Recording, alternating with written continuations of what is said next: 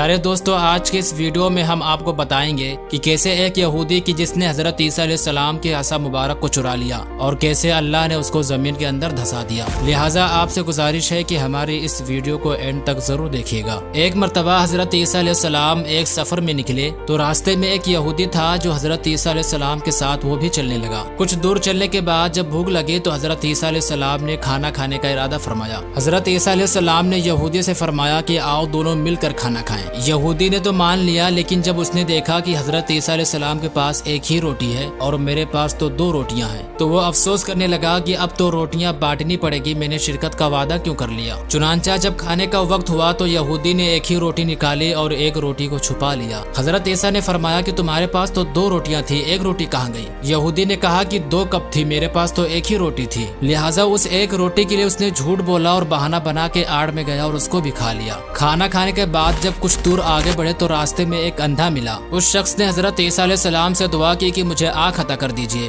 آپ نے اللہ سے دعا کی تو وہ بینا ہو گیا، یعنی کہ دیکھنے لگا۔ یہ معجزہ دکھا کر حضرت عیسیٰ علیہ السلام نے یہودی سے فرمایا، تجھے اس اللہ کی قسم کہ جس نے میری دعا سے اس اندھے کو آنکھ دے دی، سچ سچ بتا وہ دوسری روٹی کہاں گئی؟ وہ یہودی سوچنے لگا کہ اس روٹی کو تو میں نے کھا لی اور جھوٹ بھی بول دیا۔ اب اس جھوٹ کو چھپانے کے لیے پھر سے اس نے بولا کہ اسی اللہ کی قسم میرے پاس تو ایک ہی روٹی تھی۔ اس کے بعد جب کچھ اور آگے بڑھے تو ایک ہرن دکھائی دیا۔ حضرت عیسیٰ علیہ السلام نے اس ہرن کو بلایا تو وہ آپ کے پاس آ گیا۔ آپ نے اس ہرن کو ذبح کیا، بھونا اور کھایا، پھر اس ہڈیوں سے فرمایا قم بإذن اللہ، اور وہ ہرن پھر سے زندہ ہو گیا۔ حضرت عیسیٰ نے یہودی سے فرمایا کہ تجھے اس اللہ کی قسم کہ جس نے ہمیں یہ ہرن کھلایا اور پھر زندہ کر دیا، سچ بتا کہ حقیقت میں وہ دوسری روٹی کہاں گئی؟ وہ یہودی بولا کہ مجھے اسی اللہ کی قسم میرے پاس تو دوسری روٹی تھی ہی نہیں۔ کچھ دور اور آگے بڑھے تو ایک قصبہ آیا، حضرت عیسیٰ علیہ السلام نے وہاں پر قیام کیا۔ یہودی نے موقع پا کر حضرت عیسیٰ علیہ السلام کا عصا مبارک چرا لیا، جس سے مار کر آپ مردے کو زندہ فرمایا کرتے تھے۔ یہودی عصا کو چرا کر بڑا خوش ہوا کہ اب میں مردے کو زندہ کر لیا کروں گا۔ چنانچہ اس نے اعلان کر دیا کہ اگر مردے زندہ کرانے ہو تو میرے پاس آؤ۔ یہ آواز سن کر کافی لوگ جمع ہو گئے اور اس یہودی کو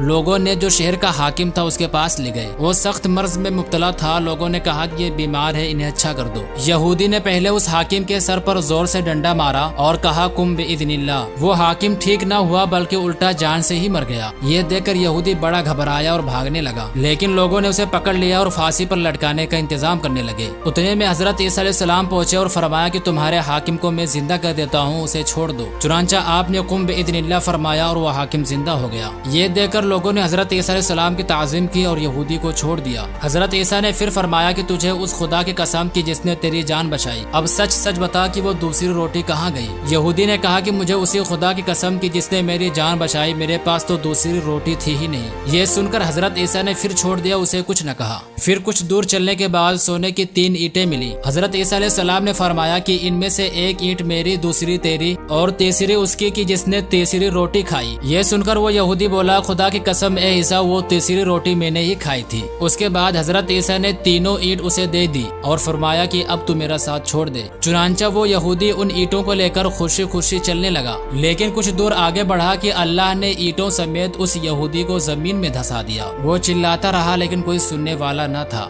دوستو، پہلے اس نے لالچ کیا، پھر اس لالچ میں آ کر جھوٹ بولا اور پھر اس جھوٹ کو چھپانے کے لیے بھی کئی جھوٹ بولنا پڑا اور وہی جھوٹ اس کو لے ڈوبا۔ اب سمجھنے کی بات یہ ہے کہ اللہ کچھ لوگوں کی سزائیں دنیا میں ہی ظاہر کر دیتا، لیکن کچھ لوگوں کا عذاب پوشیدہ رکھ کے قبر میں ظاہر کرتا ہے۔ جیسے کہ اگر یہ یہودی زمین میں نہ دھستا تو کسی کو پتہ نہ چلتا کہ اللہ نے اس جھوٹ کے بدلے اتنا بڑا عذاب دیا۔ اسی طرح ہمیں جب کوئی گناہ کرتا ہے تو اللہ قبر میں عذاب تو دیتا ہی ہے لیکن دنیا میں بھی ظاہر کر دیتا، لیکن کچھ لوگوں کا عذاب پوشیدہ رکھتا ہے تو وہ سمجھتا ہے کہ ہم سے کوئی بڑا گناہ ہوا ہی نہیں اور پھر وہ اپنے آپ کو کبھی سدھارنے کی کوشش بھی نہیں کرتا۔ لیکن دوستو، یہ ہر انسان کی غلط فہمی ہے، ایسا نہیں ہوتا۔ لوگ مذاق اور مستی میں بھی کتنے جھوٹ بول جاتے ہیں، ان کو خود ہی نہیں پتا، اور پھر مرنے کے بعد اللہ اس کے عذاب کو قبر میں ظاہر کرتا ہے۔ اللہ تبارک و تعالی سے دعا ہے کہ اللہ ہم سب کو جھوٹ اور غیبت سے محفوظ فرمائے۔ سلام اس پر کہ جس نے بے کسوں کی